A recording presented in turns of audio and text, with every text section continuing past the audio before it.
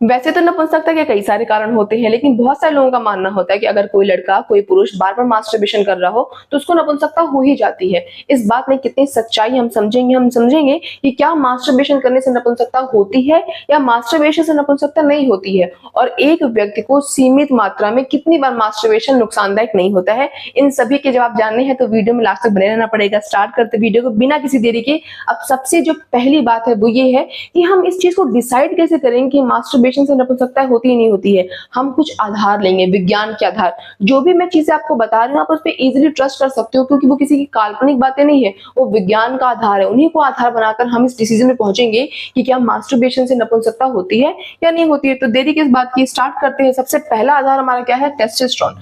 Testosterone को आधार मानकर हम डिसाइड करेंगे कि मास्टरबेशन से नपुंसकता होती है नहीं होती है, क्योंकि जिस व्यक्ति में नपुंसकता होती है जाहिर सी बात है कि उसका टेस्टोस्टेरोन लेवल पे प्रभाव पड़ता है। अगर किसी पुरुष में टेस्टोस्टेरोन की मात्रा कम है तो वो नपुंसकता का शिकार हो सकता है। हम जानते हैं कि क्या मास्टरबेशन से टेस्टोस्टेरोन लेवल पे कोई प्रभाव पड़ता है या नहीं पड़ता है। देखो लिखा हुआ है मास्टरबेशन से पुरुष हार्मोन यानी कि टेस्टोस्टेरोन में कोई स्थायी कमी नहीं आती है। कोई ऐसा नहीं कि कोई परमानेंट आपके बॉडी में टेस्टोस्टेरोन लेवल की कमी आ जाएगी। तो यह हार्मोन नपुंसकता से जुड़ा होता है, लेकिन मास्टरबेशन पर इसका प्रभाव नहीं पड़ता है। यानी कि जो टेस्टोस्टेरोन हार्मोन है उसका नपुंसकता से डायरेक्ट लिंक है, लेकिन टेस्टोस्टेरोन हार्मोन का मास्टरबेशन से लिंक नहीं है कि अगर आप मास्टरबेशन करोगे तो आपका टेस्टोस्टेरोन लेवल कम हो जाएगा। इस बात का विज्ञान में कोई भी प्रमाण नहीं है। तो अब हम बात करते हैं अपने दूसरे आधार के बारे में, क्योंकि पहले आधार से तो ये साबित होता है कि मास्टरबेशन से नपुंसकता नहीं होती है, लेकिन सिर्फ एक ही आधार नहीं है, हमको हर एक आधार में बात करना है। तो पहला आधार तो कह रहा है कि मास्टरबेशन से नपुंसकता नहीं होती है। अब दूसरा आधार क्या कहता है कि शुक्राणु की गुणवत्ता या संख्या पर प्रभाव। ठीक है, जैसे मान लो कि कोई व्यक्ति है जो नपुंसकता का शिकार बन बैठा है, तो उसे शुक्राणु की गुणवत्ता पर, उसकी क्वालिटी पर, उसकी क्वांटिटी पर प्रभाव पड़ता है। हम जानते हैं कि क्या मास्टरबेशन से प्रभाव पड़ता है। अगर मास्टरबेशन से आपके शुक्राणु की गुणवत्ता पर प्रभाव पड़ेगा इसका मतलब नपुंसकता हो सकती है, और अगर मास्टरबेशन से शुक्राणु की गुणवत्ता प्रभाव नहीं पड़ेगा तो यानी कि मास्टरबेशन से नपुंसकता नहीं हो रही है। तो देखो क्या लिखा हुआ है कि शरीर खुद ही रोज नए नए शुक्राणु बनाता है, एक दो बार डिस्चार्ज होने से कोई नुकसान नहीं होता है। यानी जैसे मान लो कि आपका जो शरीर है उसमें शुक्राणु बने जा रहे हैं, स्टोर करने की कोई जगह नहीं है।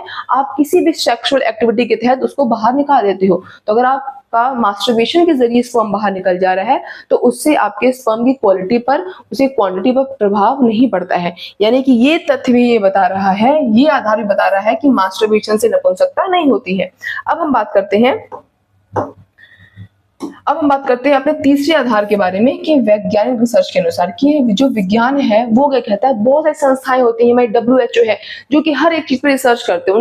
उनके अकॉर्डिंग क्या है, तो कह रहा है कि WHO के अकॉर्डिंग और भी कई सारे मेडिकल रिसर्च हुए हैं जिनके अकॉर्डिंग पता चला है कि नियमित और सीमित मात्रा में किया गया मास्टरबेशन शारीरिक या मानसिक रूप से नुकसानदायक नहीं होता है।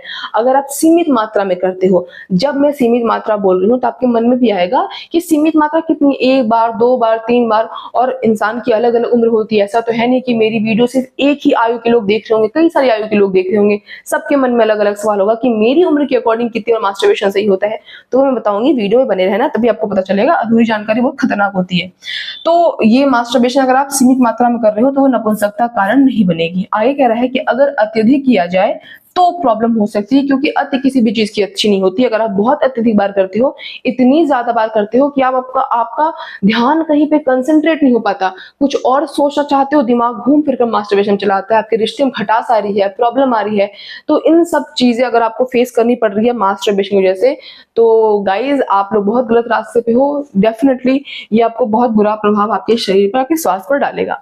अब बात करते हैं कि क्या जो हमारा मुद्दा था, जो हमारा सवाल था कि क्या अगर कोई इंसान मास्टरबेशन कर रहा है तो क्या वो नपुंसक बन जाएगा, तो हमारा जवाब ये है कि नहीं, यह एक झूठी अफवाह है जिसका कोई वैज्ञानिक आधार नहीं है। असल में मास्टरबेशन एक सामान्य और प्राकृतिक प्रक्रिया है जो शरीर में जमा यौन तनाव को कम करता है, लेकिन मैं फिर वही कहूंगी, अत्यधिक करना बहुत ज्यादा हानिकारक होता है, सीमित मात्रा में हानिकारक नहीं होता है। इसलिए निष्कर्ष ये है कि मास्टरबेशन से नपुंसकता नहीं होती है।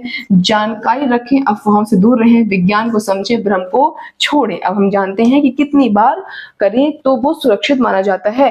तो लिखा हुआ है कि अगर आपकी आयु 13 से 18 वर्ष के बीच की है तो हफ्ते में 4 से 6 बार नॉर्मल होता है।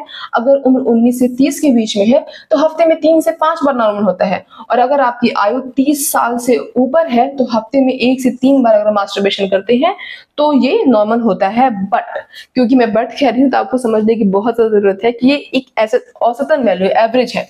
ऐसा नहीं है कि हर व्यक्ति के लिए ही मापदंड काम आएगा, ये डिपेंड करता है, हर किसी के लिए अलग हो सकता है, उसकी आयु पर, उसकी हेल्थ की कंडीशन पे, इन सब पे निर्भर करता है। बट मोटे मोटे तौर पे समझा जाए तो उम्र के हिसाब से ये जो आपको नंबर्स दिख रहे हैं ये एवरेज एक नंबर है जो कि मास्टरबेशन किया जाए तो वो सीमित होती है, उससे आपके स्वास्थ्य को कुछ ऐसा बड़ी हानि नहीं होती है।